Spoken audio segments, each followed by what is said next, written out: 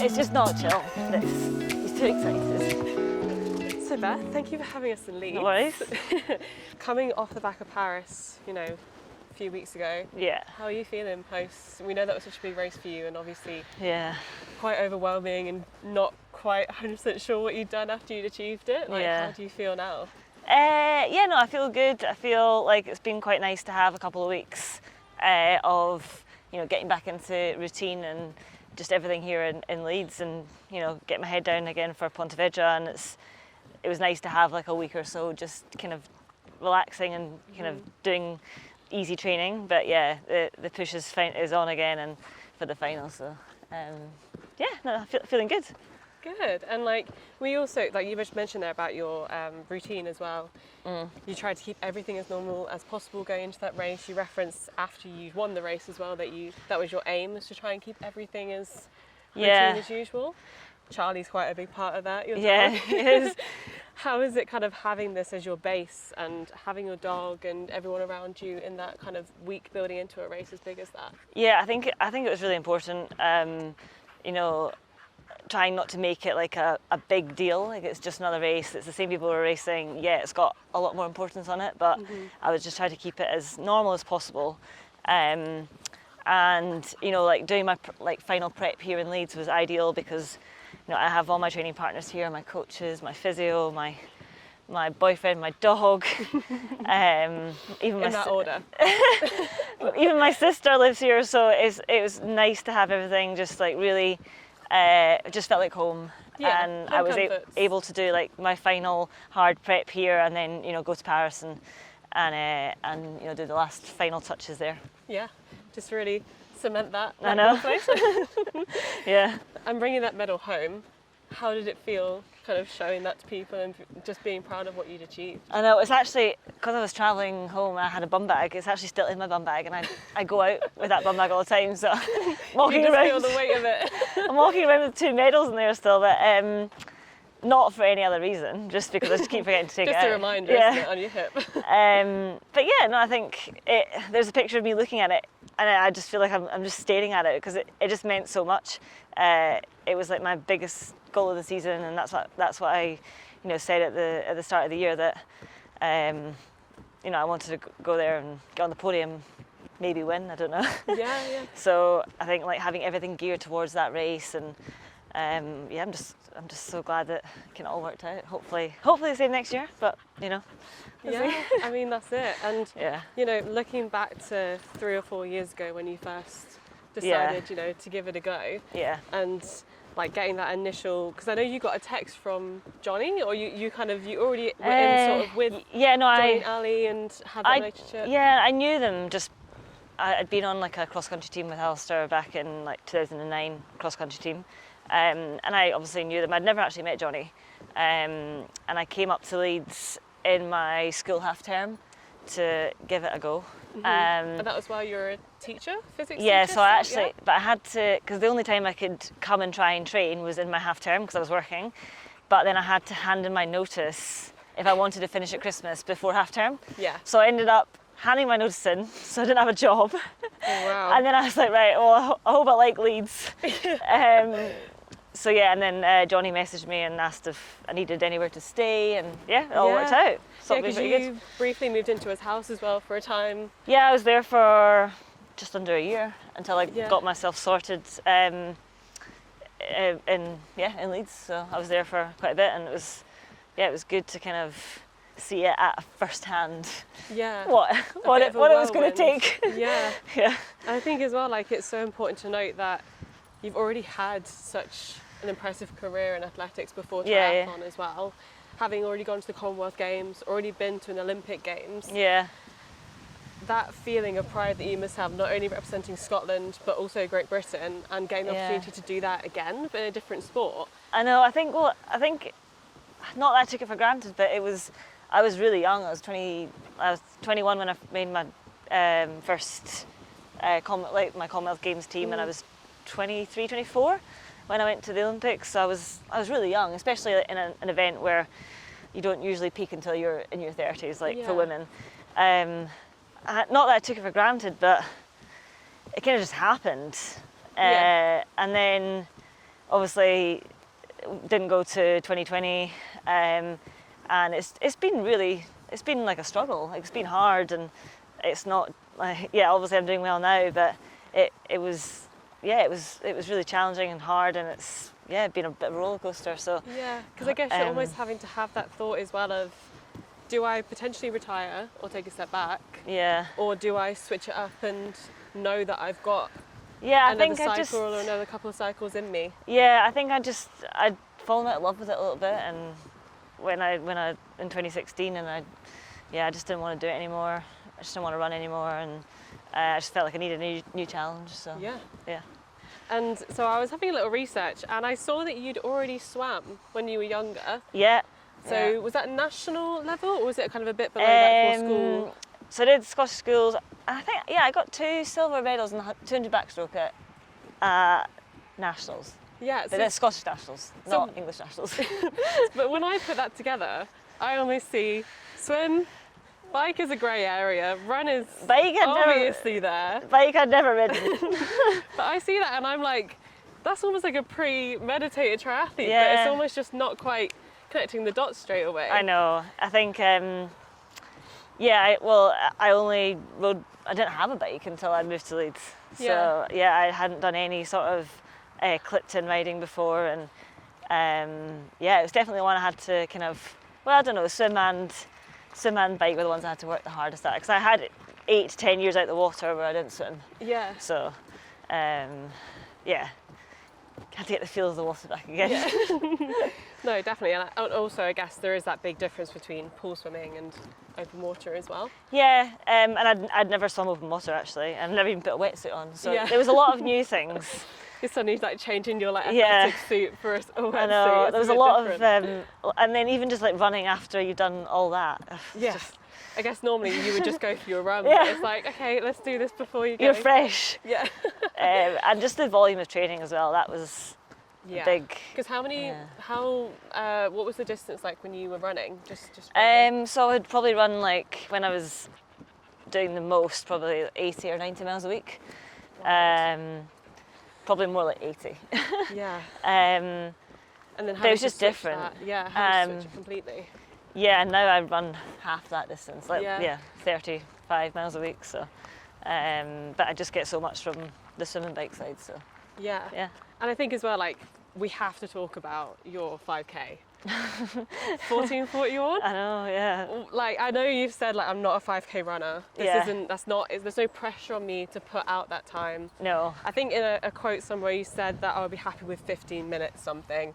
I just didn't. That time was not on my radar. Like, I knew what the British record was because I knew Paula had it. But I just didn't think I was going to get that.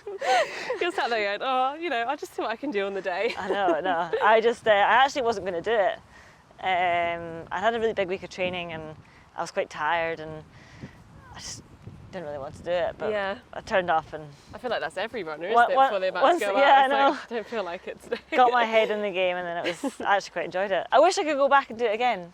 But kind of enjoy it almost. What do you think about when you're running that fast? Oh, I don't know. I just kept thinking, oh, those times are fast, because he was reading out split times every K. And I was like, oh, that was fast. Oh well. Keep going. Maybe the wheels will fall off at some point. But bit mental. Hi. Hi, Chad. Can you throw that? Shall I throw it? Ready? Oh. Here. It's still here. Look at that. And how beneficial would you say Charlie is to your training in terms of just like, I know dogs are great for mental health and it's just good to have around, and I run with him. I'm not running with him at the moment just because I think he's hurt his paw. He's been limping around a little bit. I mean, he looks fine just now, but he does like running. I guess dogs are a bit like they want to play, and then suddenly something hurts, and he's always happy to see you. Yeah, that's it. It's quite nice when you come home from training, and there's always someone happy to see you. Yeah, exactly. Even if it's not David. It must normalise it a little bit as well, where you can just come back and take him for a walk. I know. And you don't have to think like, oh, I don't need to run him. I don't need to take him for a swim necessarily. Although, like I said, he did swim the other day. Yeah, no, it is. It's quite relaxing, and it's nice on like off rest days. Yeah, you can just get to watch him run around the field instead. To do something different, and he's a good distraction. Yeah, definitely. And just bringing it forward a little bit, start of the year. Yeah. Abu Dhabi. Yeah. Did you ever think, start of the season, that you would? No, it's weird because I felt like I could win a World Series. Yeah. But I just hadn't. So it's almost that mentality starts to kick in again, isn't it? And you've got to tell yourself, like, I am a winner. I can do this. Yeah. Do you have any techniques when you're going into it? Do you visualise? Do you just speak to yourself? Like, I know a lot of athletes now are speaking to themselves more and more before they're about to do like a big race or a big competition. Well, yeah, I've got. I've been working with a psychologist, and we kind of, I've worked on techniques about how to kind of prepare best for races, and I've got I've got strategies now, and I think a lot of it was because I came into the sport late. I didn't have that kind of bank of race experiences to draw on, so obviously I've got a lot more of that now. But then also just staying calm when things don't necessarily go right, and then just like thinking of how can I make the best of this situation, sort of thing. So I've been really working on that this year, and I feel like it's made such a difference. Yeah, definitely. And I feel like as well, going from a track where you are just running kind of more in circles, than having that like, okay, I've got a swim bit. Well, there's just with triathlon, there's just so much more that you can't control. Yeah. You just can't control how like someone else is going to ride their bike. So they might, there could be, or you can't control if you're. You can do the best you can to, make sure you don't get a puncture, but you can't control if there's like a staple on the course. Yeah. Like there's so many things like that where it's kind of out of your control, or, if you get hit in the swim, there's ways of getting out of it, but yeah. Yeah. And how did it feel standing on the podium for the first time? Yeah, hearing the music. Yeah, it was mint. Yeah, it was good. It's when you have to stand there and do the look out. I know. I didn't expect that at the first race. Like I knew I was going well, and but I felt like it was like quite a rushed build up. Where's the dog? Is it? Oh yes, there is. It was quite a rushed build up because I'd been ill in January with the flu, and struggled to kind of get back into training, and then obviously because the off season was so short, I just really felt like there was just pressure to get back into it. So we definitely felt it. So I feel like you guys would have felt it even more so. So I think I'm quite good at getting myself into good shape quickly, but I just didn't have the confidence behind me that I had. I had like 12 solid weeks. I had probably about 5 behind me. So, I think it was. For how you went in, the result was just No, I think a real way to start the season. Really. Yeah, it was. It was a good way to kick things off, and then I could go back and do like a proper winter block in that time in between. So And now looking ahead to Pontevedra, World Champs. Yeah. Another week in Spain. I know. How are you feeling ahead of the Grand Final? Yeah, quite relaxed. I'm trying not to think of it again as like, I'm in the running for the world title. I'm just trying to think of it as, I need to qualify for the Olympics. I know what I need to do for that. So I'm focusing on that. World Champs. It's a big race for you. Mm-hmm. But like you said about Paris, it's trying to keep you cool, keep things as normal as possible. Yeah. How do you have anything in place already before going into that, or is it literally just a business as usual for you? Business as usual. Yeah, I know. Training with the same people, trying to keep it as normal as possible. Yeah. Travelling out fairly late, so not going until Wednesday, I think. Okay. And actually, my parents are coming to this one. Oh, yeah, because we were saying out in Paris, saw your coach start on the course with the Scottish flag, so it'd be quite nice. Jack's coming as well, and my mum and dad. That's so nice. Have they been? I'm assuming they've seen you race. They have. They came to Sunderland, and that's the one they've been to this year. They tend to just come for the big ones. Yeah. So they're coming. My mum likes Spain as well. she'll always come to the Spanish races. Just get a holiday out of it as well. I know. And as well, you know, the mixed relay, you've really taken to that in this year as well. Yeah, I think I just maybe just didn't ever get the opportunity to do one, or you know, for one reason or another. But it's been really good to get a shot this year and to try it out. And I feel like I've tried to rise to every occasion. So yeah, well, you've really. I feel like every team that you've been a part of as well, you can see that regardless of the outcome. It's been really good. It doesn't matter because you're with that group of people. Like the end of Sunderland was like the photo finish was, it was fun. Yeah. So fun, and it's so nice to see like that. Even though you've already done a couple of those races, you've very quickly meshed. Like I know, like you and Kate are really good friends. And things like that. So it's like how going into next year as well with Paris and everything else coming up, it must feel really good to know that like you've got that in your stride too.